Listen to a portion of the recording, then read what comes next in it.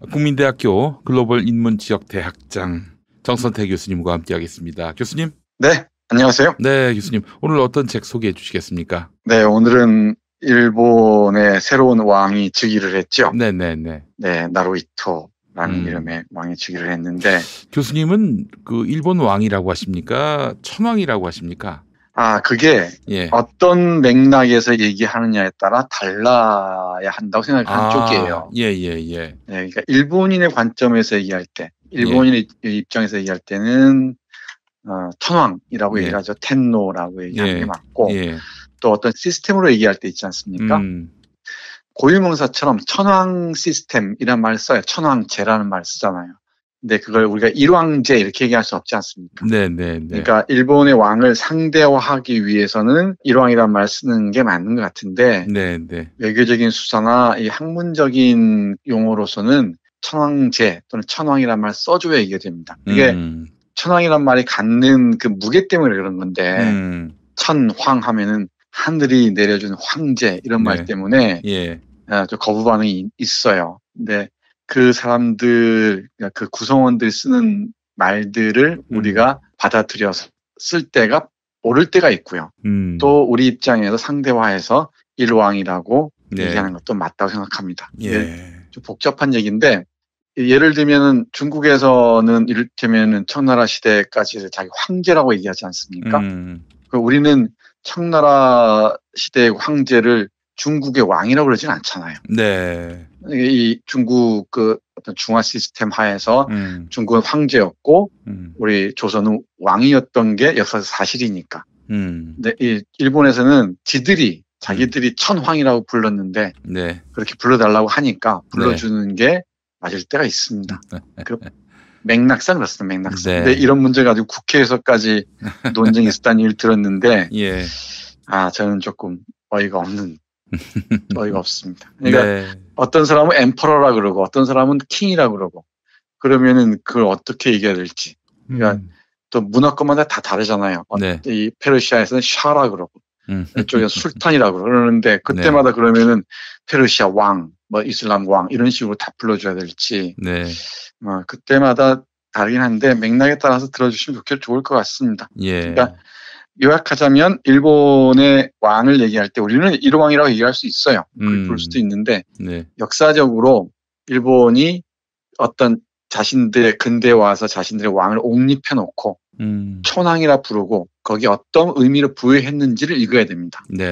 그리고 그 안에서 저 일본 근대가 어떻게 휘말려 들어갔는지 그리고 일본이 얼마나 이 천황 제도 때문에 지금 그 역사의 그 소용돌이 속에서 못 태어나고 있는지 그런 걸 읽어내는 게 중요하지.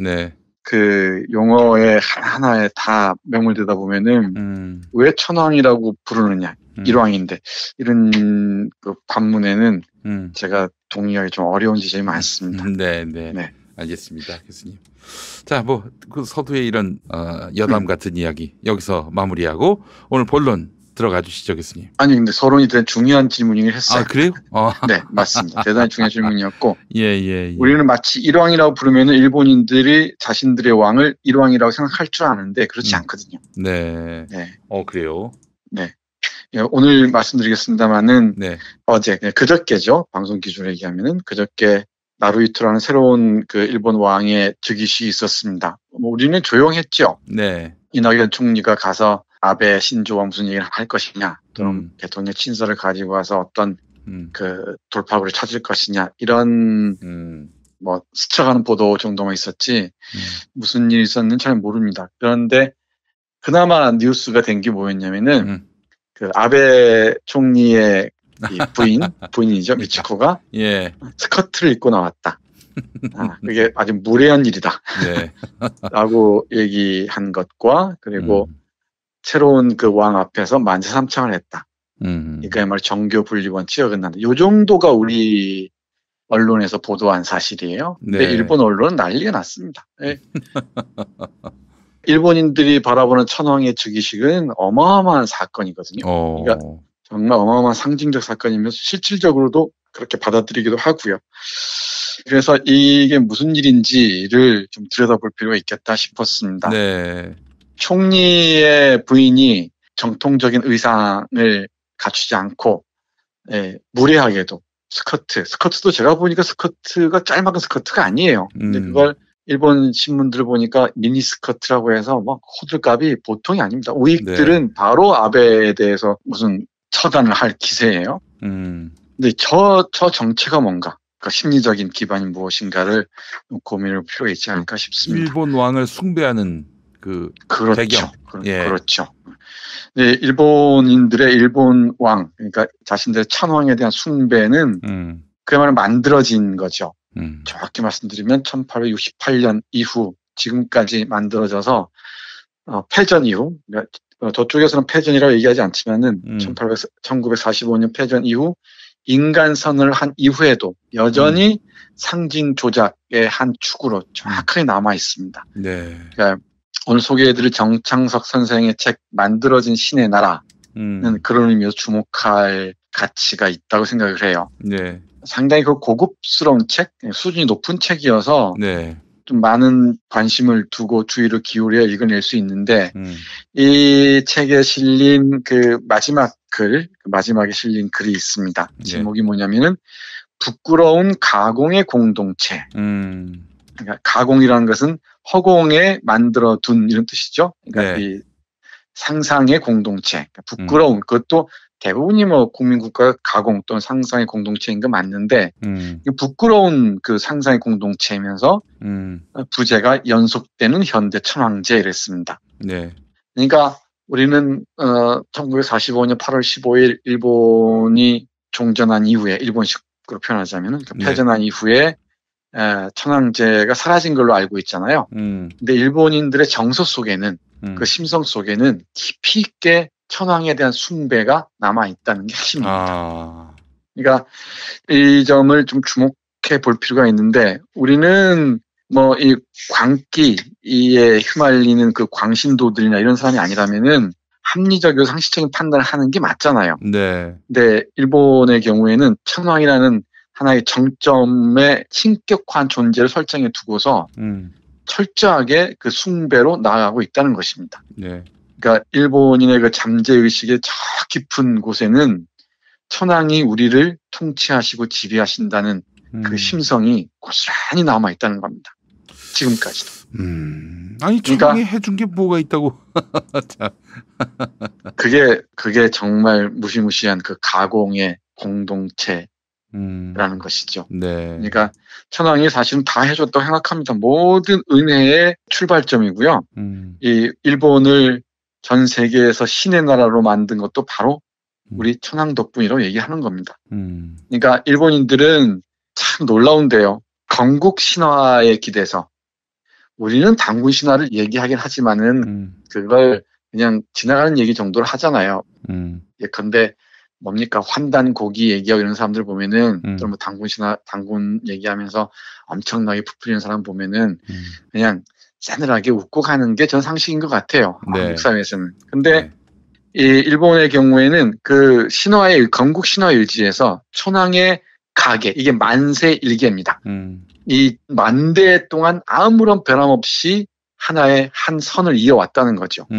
이게 일본의 대의명분을 부여하면서 그게 일본인들 전체 무의식과 의식을 지배해버린 겁니다. 그러면서 일본의 그 국토와 일본의 인민을 낳은 신이 바로 그 우리 건국의 신이고 그 안에서 우리는 다 품속에서 살고 있다는 것입니다. 바로 아베가 꿈꾸는 게 이런 세상이에요. 이 신의 나라로 돌아가는 것. 이 메이지 이후 히로히토까지 꿈꾸었던 그런 세상으로 돌아가는 것이죠. 이 놀라운 그 신화적인 그 풍경을 보다 보면은 여기 어떤 합리성이나 어떤 상식의 논의들이 개입할 수 있을까? 참 놀라운 얘기들이 많습니다. 네. 하나만 예를 들면 이런 거예요. 쇼와 천황. 그러니까 쇼와 천황은 히로히토를 얘기하죠. 그 전범의 두목 아니겠습니까? 네, 네. 근데 천황에게는 책임을 지울 수가 없어요. 네. 그러니까 아무도 천황에게 책임 지울 수 없으니까 아무도 책임지지 않는 무책임의 체제가 이어지는 것인데 히로히토에 대해서 일본인들은 가부장적인 위대한 아버지라는 표현을 씁니다. 그러니까 우리는 그 김일성 아버지 이런 얘기만 들어봤죠. 이제 북한이 참 놀라운 게 이런 항일 투쟁에서 앞선 사람들이 만들었다고 하는 나라인데도 불구하고 이 천황제를 따라간다는 게 참 놀랍기도 합니다. 네. 저는 그게 괴물과 싸우면서 괴물을 닮아가는 하나의 모습이 아닌가 싶기도 한데 네. 아무튼 일본인들은 천황의 그 자신의 아버지를 중복시킵니다. 그러면서 천황은 곧 그 위엄을 지닌 사람이고 위대한 사람이고 살아있는 신이고 성스러운 사람이고 우리는 그 품에서 비로소 인간다운 짓을 할 수 있다는 겁니다. 네. 이거 어쩜 좋습니까? 아이고. 이 그 주술성이나 마술성이라는 게 참 주목할 만한데요. 우리는 45년 그러니까 1945년 이후에 인간 선언을 하면서 천황제가 끝났다고 생각하기 쉬운데 일본 우익들의 심성 속에는 천황을 신으로 받들고 앞에서 말씀드렸듯이 천황을 아버지로 받들면서 불가침의 이 영역으로 딱 설정해 놓는 겁니다. 그래서 천황을 비난하거나 비판하거나 이런 순간에 그 불경죄를 짓는 게 돼버려요. 네. 바로 그 처단의 대상이 되는 거죠. 농담삼아 말씀드리자면은 제가 이렇게 김 PD하고 얘기하고 있는 일본 천황에 대한 비판이 어떤 그 일본 우익의 스파이에 의해서 녹취되고 있는지도 모릅니다. 그러면 어느 순간에 제가 그 리스트에 올릴지도 모르죠. 아니 뭐 녹취할 필요가 없죠. 녹음된 파일이 올라가는데 굳이 녹취할 이유가 있겠습니까? 그럼 이거 지워줘. 편집해줘. 아이, 별 말씀을요, 교수님. 오늘 아주 괜찮은 유머 코드였습니다. 예. 그래. 좀 더 나아져야 되는데 지금 나아질 기미가 안 보여요. 예. 그래서 이 히로히토라는 사람이 뭐 군복에 백마를 탄 대원수가 아니라 뭐 중절모 쓰고 양복 입고 서민적 풍모를 나타내지만 패션을 위장을 하지만은 그게 일본인들의 무의식 속에서는 아직도 깊은 그 신격화된 이미지로 남아있다는 거고 일본인들을 전방위적으로 지배하고 있다고 이 저자는 얘기를 합니다. 그래서 이 한 문장 조금 어려울 듯 보이는데 네. 읽어드리면 이렇습니다. 네. 천천히 읽어드릴게요. 천황주의에 대한 일본인의 자기화는 무슨 얘기냐면 천황을 섬기는 것을 일본인들은 스스로 내면화한다는 얘기예요. 자연스럽게 받아들인다는 얘기죠. 천황주의에 대한 일본인의 자기화는 천황에 대한 정치적, 법률적 규정과 관계없이 내면적 심성에 천황의 신성성에 대한 가치를 확대시켜 언제든지 천황의 이름으로 집단적 행동으로 나갈 수 있는 가능성을 갖고 있다. 대단히 중요한 문장입니다. 네. 무슨 얘기가 하니 뭐 천황이 인간 선언을 했고 어쩌고 하지만은 일본인들의 내면을 지배하고 있는 것은 천황을 신으로 숭배하는 그 심성이라는 거예요. 네. 그래서 누군가가 천황의 이름으로 명령을 내리면은 그 무지막지한 집단 행동으로 나갈 수 있다는 것입니다. 그러니까 이 동아시아 전쟁, 뭐 태평양 전쟁 아니면 뭐 제2차 세계대전으로 나갔듯이 그런 짓을 할 수 있다는 거예요. 네.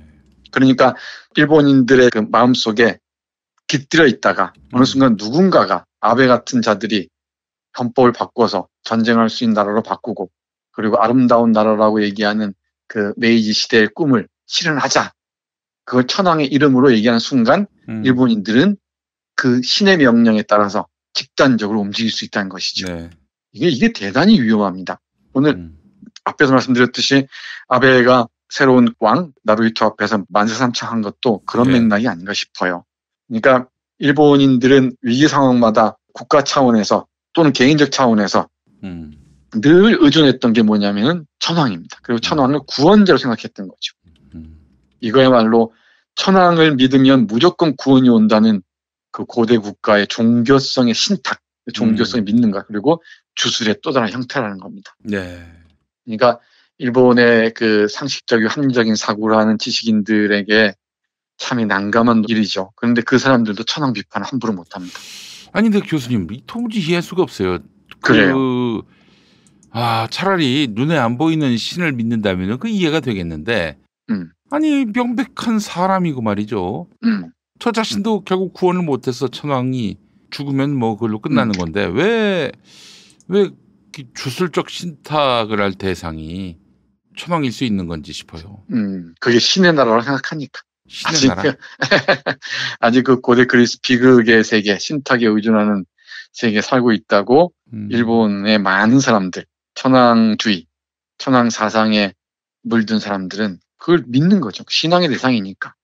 참. 근데 그게 자기들의 신앙으로 끝나면 괜찮은데 그 신앙들이 우리가 역사에서 봤듯이 이웃 나라를 그 다 광신의 장으로 끌어들이려고 한다는 거죠.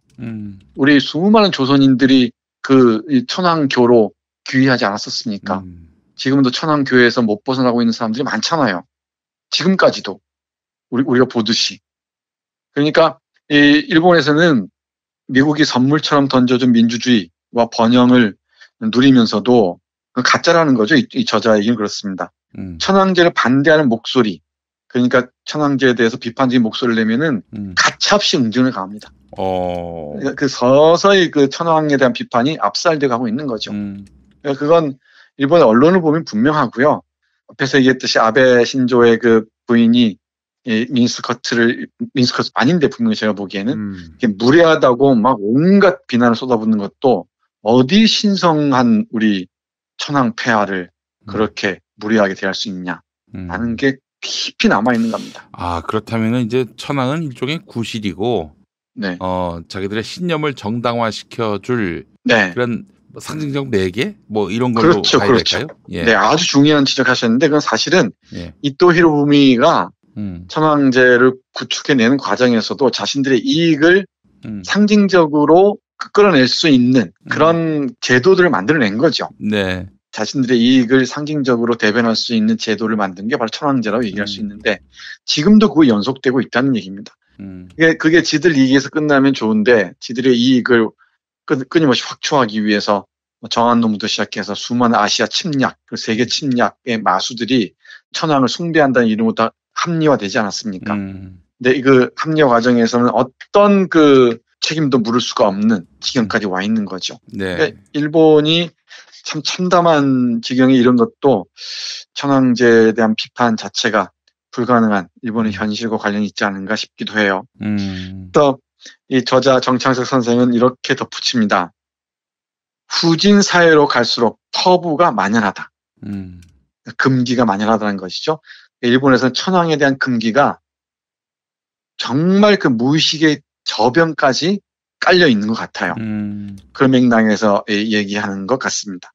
아직도 일본 사회에서 맹위를 떨치고 있는 천황에 대한 터부는 전후 일본 민주주의의 후진성을 여실히 증명해주는 증거이다.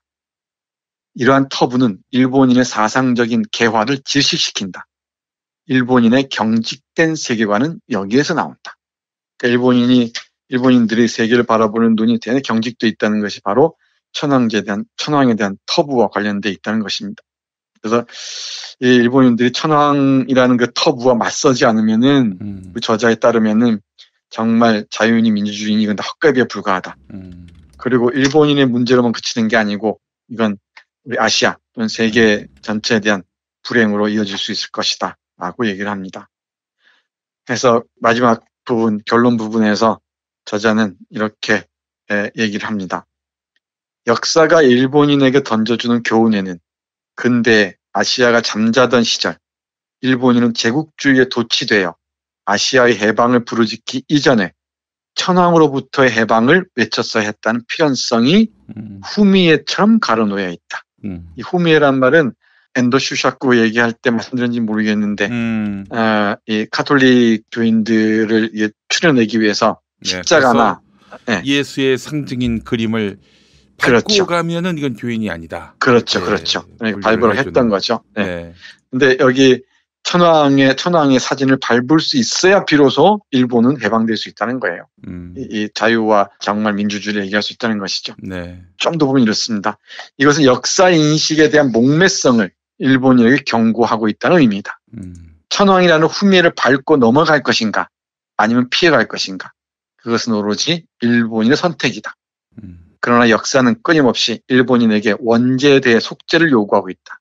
그 역사에 마주서는 날 일본은 떳떳하게 세계에 나설 수 있을 것이다. 이 천황에 대한 정말 그 근본적인 비판 없이 일본은 합리적이고 상식적인 수준에서 민주주의나 자유로운 국가로 나갈 수가 없다는 게 이 저자의 진단이고 네. 저도 그렇게 생각을 합니다. 그래서 일본은 철저하게 이 천황에 대해 자신들이 믿는 천황이 무엇인지 정말 질문을 던지지 않으면은 다시 그 정말 주술 국가로 돌아갈 것이고요. 그리고 그게 일본의 불행으로 끝나는 게 아니고 아시아의 불행으로 끝날 수도 있겠다라는 생각을 합니다. 예. 일본 왕의 일왕의 즉위식을 보면서 떠오른 책이어서 다시 뒤져보면서 봤더니 역시나 이 정철 선생의 진단이 맞습니다. 네. 2014년에 나온 책인데 상당히 리얼하게 와닿습니다. 네. 지금 우리가 일본이든 쿠르드 전쟁이든 이스라엘의 네타냐후 문제든 미국의 정치 상황들에 대해서 참 관심이 많아야 할 텐데 참 이 국내 문제 때문에 이런 데 전혀 관심을 기울이지 못한 게 안타깝기도 하고 그래서 이 일본 왕의 즉위식의 즈음에서 천황을 숭배하는 일본의 심성이 우리하고 어떤 관련이 있는지 생각해 봤으면 싶어서 네. 오늘 정창석 선생의 책 만들어진 신의 나라 여러분과 함께 했습니다. 네, 정석태 교수님 오늘 말씀 감사합니다. 네, 고맙습니다.